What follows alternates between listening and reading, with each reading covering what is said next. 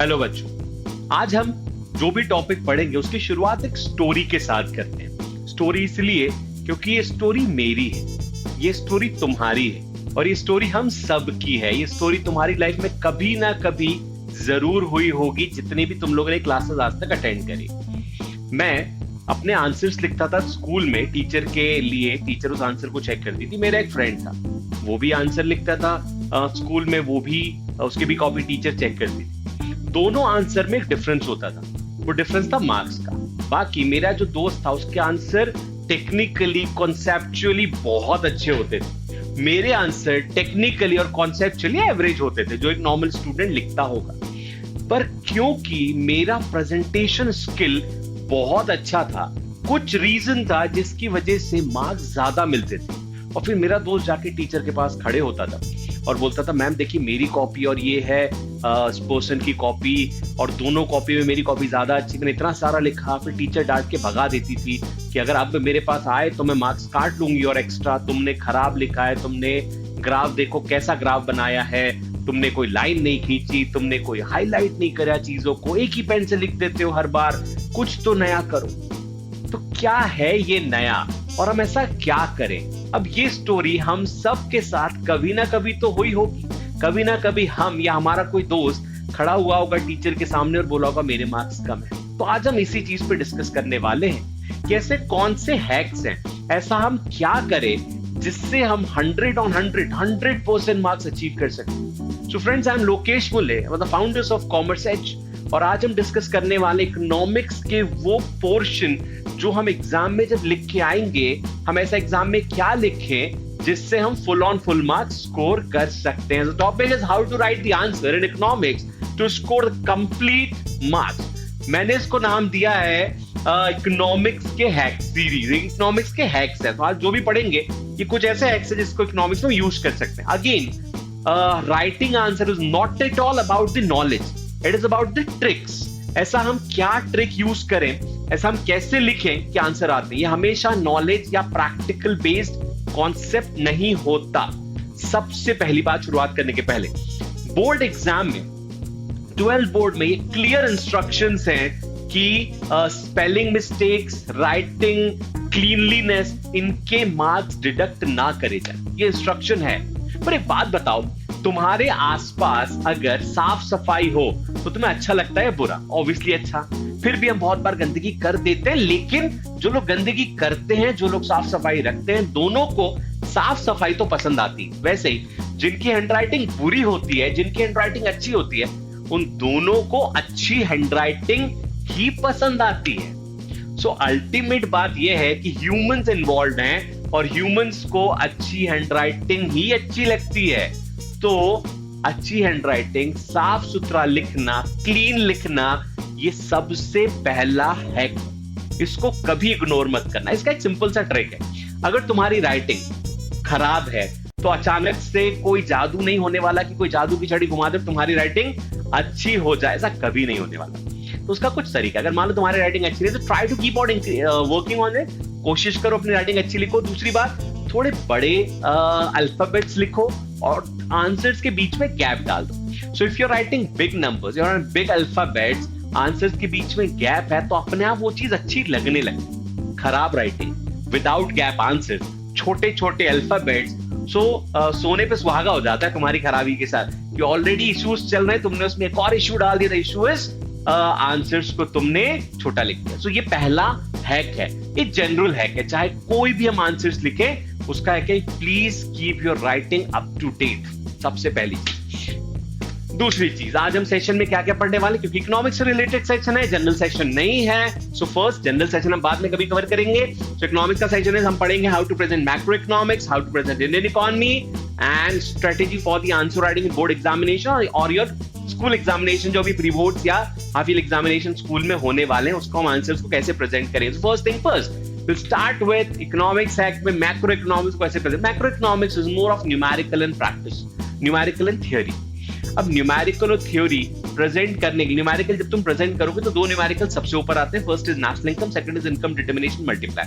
कभी कभी न्यूमेरिकल में पूछ लेते हैं गवर्नमेंट बजट का भी न्यूमेरिकल आ सकता है, बट बहुत कभी है। सो उस कभी को अभी हम छोड़ते हैं। हम बात करते हैं नेशनल इनकम की। नेशनल इनकम जब प्रेजेंट करोगे तो बहुत सारे बच्चे नेशनल इनकम को वर्टिकली प्रेजेंट करते हैं, और ये बहुत सारे बच्चों में अब सब बच्चे इंक्लूडिंग मी, कि अगर मुझे नेशनल इनकम करने के लिए बोला जाए तो I like to present national income in vertical format, not the horizontal format. Reason, हमने बचपन से जब भी मैथ्स पढ़ा हुआ है, हमने मैथ्स को ऐसे प्लस करा है, हमने मैथ्स को ऐसे प्लस नहीं करा, क्योंकि हमें एक के नीचे एक नंबर लिखने की आदत है।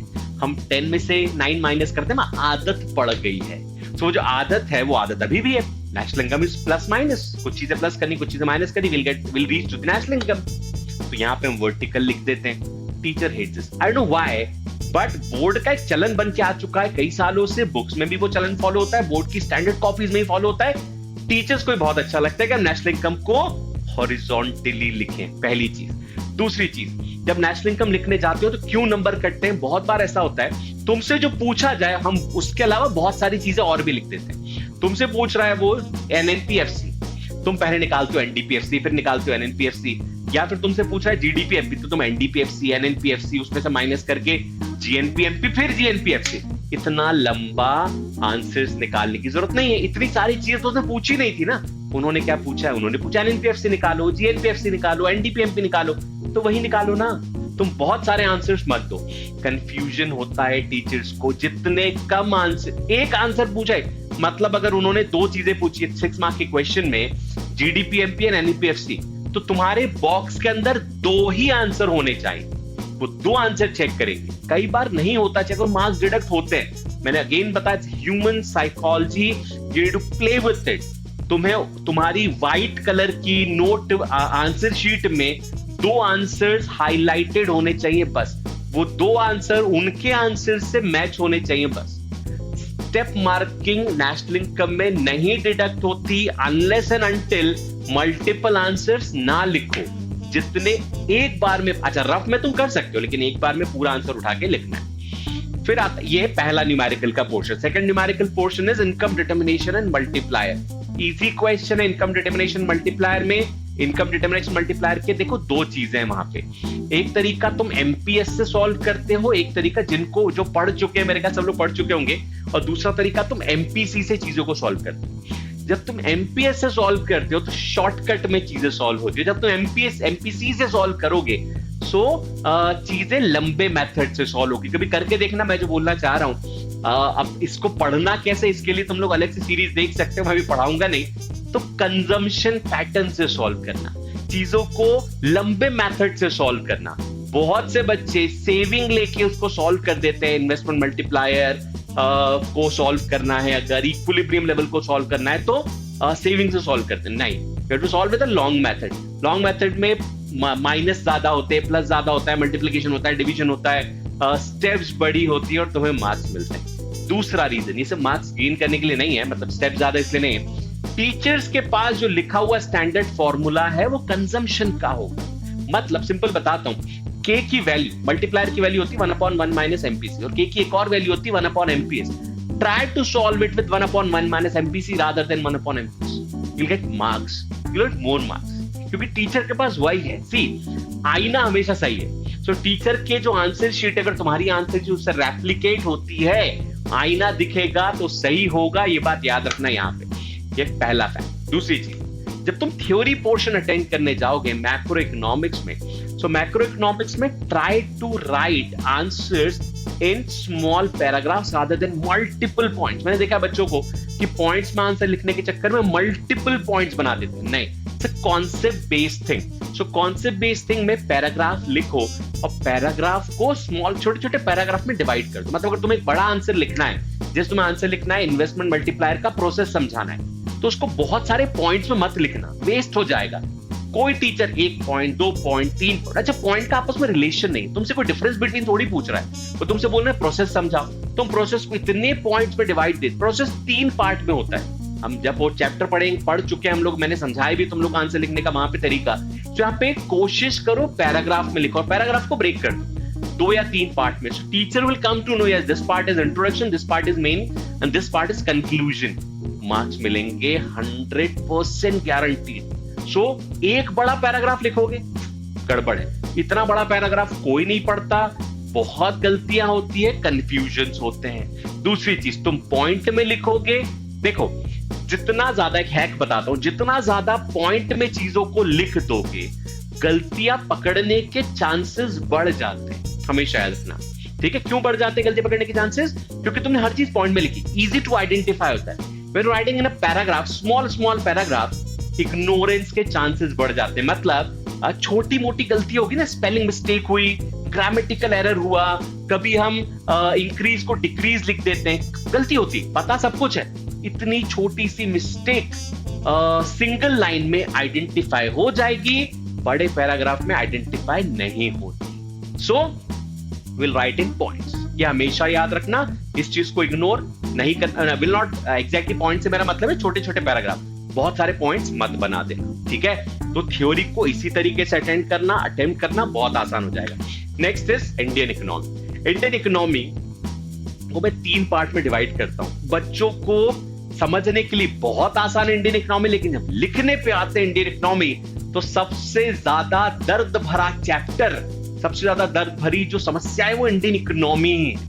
मार्क्स नहीं मिलते सर, मार्क्स कट गए सर, हमने तो सब कुछ सही लिखा। आपने जो बताया वही तो लिखा है सर, यही तो लिखा हुआ है बुक में, हमने नेट पे देखा, हमने सर्च कर लिया, हम तो वर्ल्ड इकोनॉमी पढ़ के बैठे सर। टीचर ने मार्क्स काट लिए। क्यों काट लिए? 3 चीजों में इंडियन इकोनॉमी, 3 चीजों का इंडियन इकोनॉमी का combination. First is knowledge, second is practice, third is facts.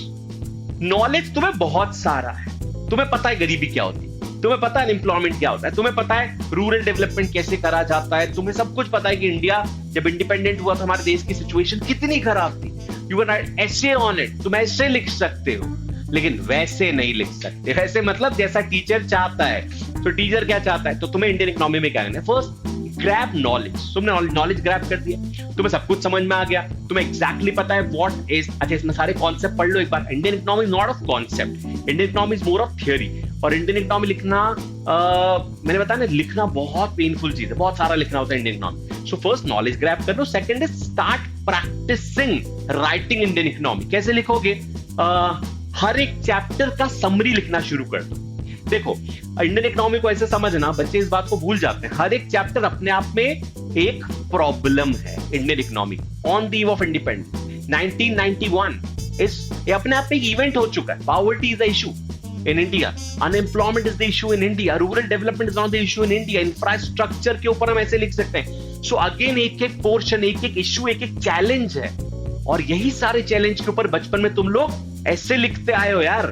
तुमने ऐसे तो लिखे हैं, तुमने कभी ना कभी पॉवर्टी के ऊपर कुछ ना कुछ लिखा होगा, तुमने कभी ना कभी देश की बेरोजगारी, अनएम्प्लॉयमेंट के ऊपर लिखा होगा।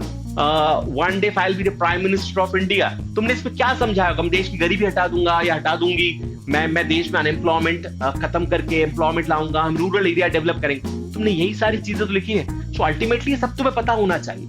सो इसके बारे में छोटी सी समरी पूरे चैप्टर की लिख लो। एक पैसेज, थोड़ा बड़ा साइज मत जाना। सो एक पैसेज तुम्हें लिखना है पूरी समरी का, पूरे चैप्टर का। तुम पॉवर्टी के ऊपर सब कुछ लिख दो। What is poverty, how to calculate, how to eradicate, what are the measures, what are the causes, एक पूरा थ्योरी लिख दो।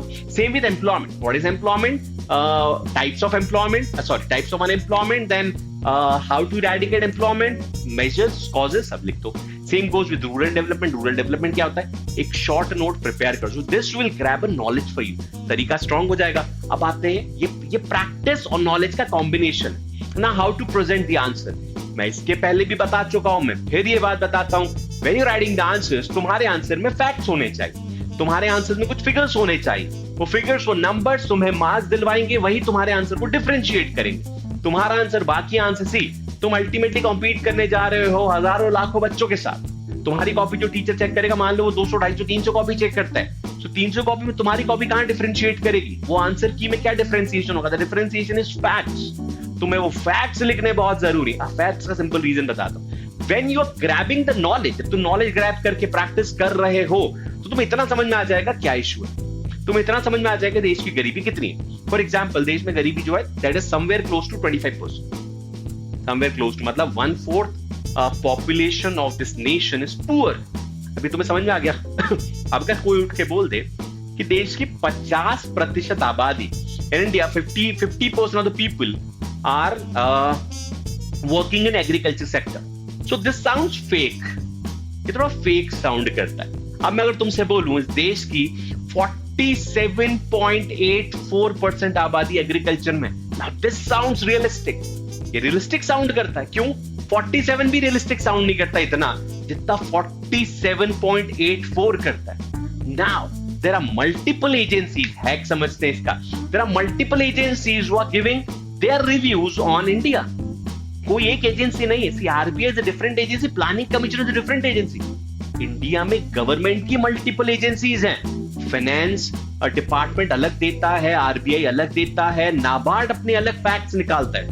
तो बहुत सारे फैक्ट्स में एक फैक्ट कॉमन भी तो हो सकता है तुम्हारा. तो हैक क्या है? हैक इज आंसर लिखो फैक्ट्स के साथ. बहुत से बच्चे बोलते हैं सर फैक्ट याद नहीं होता. तुमसे किसने बोला है फैक्ट याद करने? फैक्ट्स के आसपास की चीज तो याद होती है.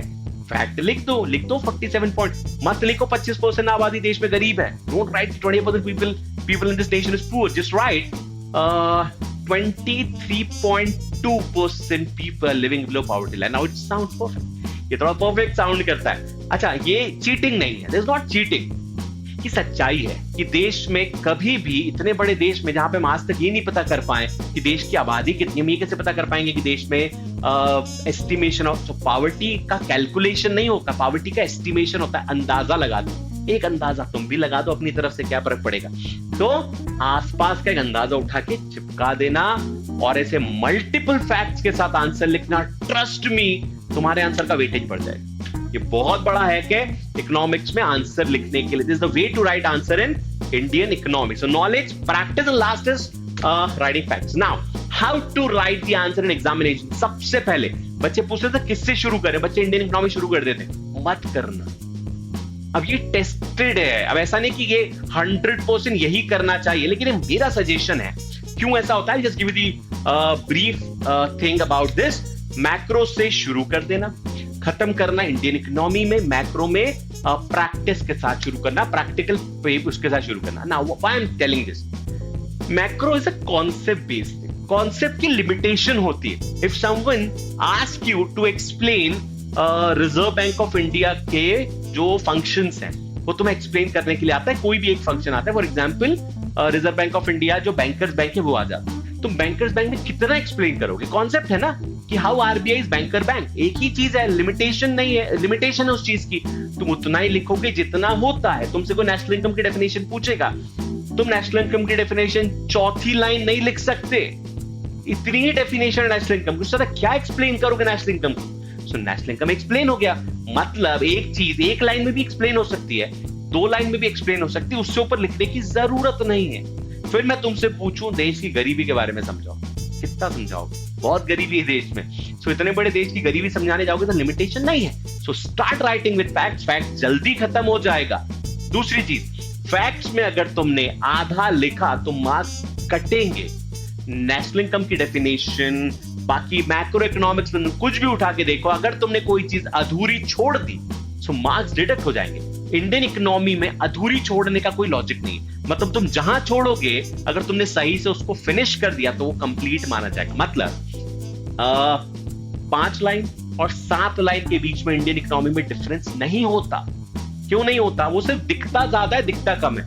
दोनों हो सकता है. 5 लाइन में किसी ने अच्छे से इंडियन इकोनॉमी समझा दी और किसी ने 7 लाइन में समझाया. सो इंडियन इकोनॉमी में पॉवर्टी समझाना, इंडियन इकोनॉमी में अनएम्प्लॉयमेंट समझाना, इंडियन इकोनॉमी में 1951 समझाना, देश में अंग्रेज से तो क्या क्या नुकसान हुआ ये समझाना, ये एक पेज में, 1.25 पेजेस में, 1.5 पेजेस में भी समझाया जा सकता है. तो लास्ट में अगर कभी टाइम का शॉर्टेज हुआ तो इंडियन इकोनॉमी शॉर्ट में भी समझाई जा सकती है, जो मैक्रो में पॉसिबल नहीं है. Can you explain national income in short? Can you solve the national income question in short? Can you explain income determination multiplier in short? You can't. तुम नहीं कर सकते. ग्राफ है, ग्राफ को पूरा बनाओगे, ग्राफ को आधा कैसे बना सकते हो? तुमसे कोई एडीएस पूछ ले, तुमसे पूछ ले सेविंग कर्व कैसे डराइव होता है कंजप्शन कर्व से, तुम शॉर्ट में नहीं समझा सकते इसको. तुम न्यूमेरिकल शॉर्ट में सॉल्व नहीं कर सकते. तो इंडियन मैक्रो इकोनॉमिक्स पहले कर लो, कॉन्सेप्ट पहले समझा दो, आराम से समझाओ, स्पीड वहां मेंटेन कर ही लेना. वहां अगर टाइम कभी गलती से ज्यादा लग गया तो ऑप्शन इंडियन इकोनॉमी में कवर कर सकते हो, लेकिन मार्क्स बराबर मिलेंगे. तो इंडियन इकोनॉमी में, अच्छा अगर टाइम ज्यादा मिल गया, उल्टा करते हैं, अच्छा सोचते हैं. सो अगर टाइम ज्यादा मिल गया तो इंडियन इकोनॉमी को एक्सप्लेन भी कर सकते हो ज्यादा अच्छे से. सो इंडियन इकोनॉमी दोनों तरफ फ्लेक्सिबल है क्योंकि वो नॉलेज बेस्ड है. सो नॉलेज, ज्ञान की तो धारा प्रवाह होती है. ज्ञान की कोई लिमिट थोड़ी होती, कितना लिखोगे, कम भी दे सकते हो ज्यादा भी दे सकते हो. कॉन्सेप्ट की लिमिट होती है। लास्ट चीज, जैसे मैंने फर्स्ट एक जनरल हैक बताया था, आंसर राइटिंग लास्ट चीज कंपल्सरीली फॉलो करना। हर बच्चा, मैं जब बताता हूं मेरे हर स्टूडेंट्स को फॉलो करता है और उसका इंपैक्ट बहुत अच्छा आता है। वो ये, don't write answers in haphazard manner. मतलब पहले मैंने फर्स्ट क्वेश्चन सॉल्व करा, फिर 8, फिर 4, फिर 13, फिर अचानक उठा के इंडियन इकोनॉमी 9। अगर क्वेश्चन आते हैं 34, so your answers must be first to 34 और 34 to first, मतलब लाइन से आंसर्स लिखना। तो हमेशा याद रखना कि आंसर्स की राइटिंग पैटर्न सीक्वेंस होगी। अगर किसी को सेकंड वाला पोर्शन पहले नहीं करना, फर्स्ट वाला पहले करना है, तो उसको 17 से 1 या 1 to 17 ही करना चाहिए। इससे बहुत फर्क पड़ता है एग्जामिनेशन में, ये बात याद रखना। सो एग्जामिनेशन को लिखने का सबसे अच्छा पैटर्न, मैक्रो पहले, इंडियन इकोनॉमी बाद में, मार्क्स मिलेंगे, फुल मार्क्स मिलेंगे। याद रखना मैक्रो इकोनॉमी कैसे लिखना, इंडियन इकोनॉमी कैसे लिखना बता दिया। दूसरी बात, लाइन से आंसर लिखना। ट्रस्ट मी, 5 से 7 मार्क्स सिर्फ इसलिए ज्यादा आते हैं बच्चों के, अच्छे बच्चों के जो अच्छे आंसर लिखते हैं, क्योंकि उन्होंने लाइन से आंसर लिखे। इसका बहुत बड़ा फर्क पड़ता है। मैंने अगेन बताया था, ह्यूमन साइकोलॉजी लिखा हुआ है कि तुम कोई भी आंसर पहले अटेम्प्ट कर सकते हो। पर एक बात समझना, अब बच्चे बोलते हैं सर ये आंसर मुझे अभी अच्छे से नहीं आता। देखो अभी अच्छे से नहीं आता ना, तो 2 घंटे बाद ऐसा कोई चमत्कार नहीं होने वाला कि तुम्हें वो आंसर अच्छे से आ जाएगा। जितना अभी आता उतना भी लिख दो। एक फायदा तो मिलेगा कि तुमने आंसर्स लाइन से लिखे। सोचो कितना आसान हो जाएगा एक टीचर के लिए। चेक करा, चेक करा, चेक करा, चेक करा, मल्टीपल टीचर वहां बैठ के पन्ने पलटा रहा है, तुमने गलत आंसर लिखा, टीचर को तुमने परेशान करा। ह्यूमन साइकोलॉजी है बच्चों, कभी ना कभी तो उसका असर मिलेगा। सो हर चीज का every action is equal N opposite reaction theory, याद रखना ये पूरा लॉ। तो यही सेम लॉ वर्क करेगा। तुम उन्हें परेशान करोगे, वो परेशानी तुम्हारे अंदर दिखेगी। अरे अच्छा, ये किसी, मैं ये नहीं बोलूं टीचर बदला निकाले, जैसे मैंने कहा ह्यूमन साइकोलॉजी, जितना उसको आसान करोगे मार्क्स मिलने के चांसेस बढ़ जाते हैं। This is the way you can get 100 और 100 इन इकोनॉमिक्स। पढ़ तुम रहे, प्रैक्टिस हम कर ही रहे, बट इस तरीके से आंसर लिखोगे, ट्रस्ट मी, फुल मार्क्स आते हैं। चलो, तो इसी के साथ अब भी अगर कोई डाउट होता है तुम्हें कि कोई स्पेसिफिक चीज को कैसे लिखना है, क्या लिखना है, तो you have 2 options, comment box में कमेंट करो, या फिर टेलीग्राम चैनल तो है ही, पता नहीं है, टेलीग्राम चैनल है हमारे, फ्री है, ओपन है, वहां पे बच्चे डाउट्स पूछते हैं दिन रात। और तुम लोगों ने नहीं पूछा तो गड़बड़ कर रहे हो तुम लोग। आ जाओ, डाउट्स पूछो। सो डाउट्स आर अवेलेबल, कभी भी पूछो, और फोटो क्लिक करके भेज सकते हो कोई भी क्वेश्चन की इकोनॉमिक्स, अकाउंट्स और बिजनेस स्टडी से रिलेटेड। चलो, होप हम वहां पे मिलेंगे टेलीग्राम में, तुम लोग बहुत सारे डाउट्स पूछोगे। Till then, stay safe, stay secure, take care, bye.